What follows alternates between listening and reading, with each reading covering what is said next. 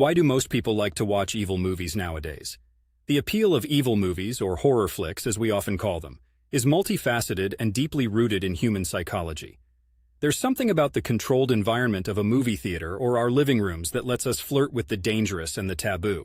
Think about it. These movies serve as an emotional roller coaster. There's the suspense, the jump scares, the tension that builds up.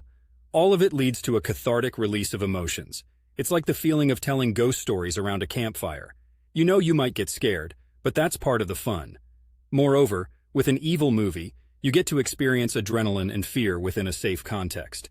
Your brain knows that what's happening on the screen isn't real, even though your body is reacting as though it was.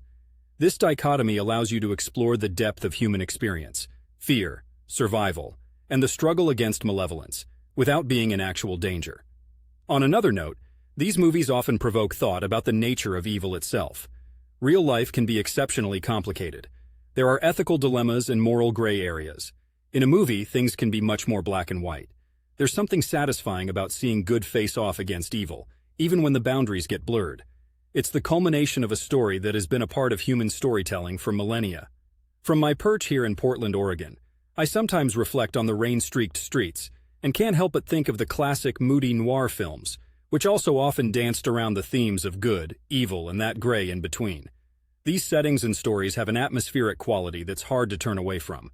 And let's not overlook the social aspect.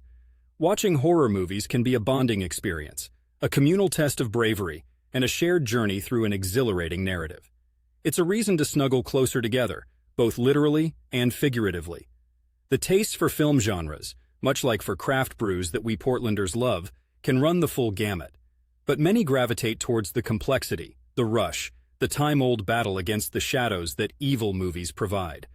Whether it's a schlocky slasher film, a psychological thriller, or a supernatural horror, evil movies take us away from the complacency of our everyday lives and challenge us with the ultimate what-ifs of the dark corners of imagination. And that, I think, has a timeless appeal.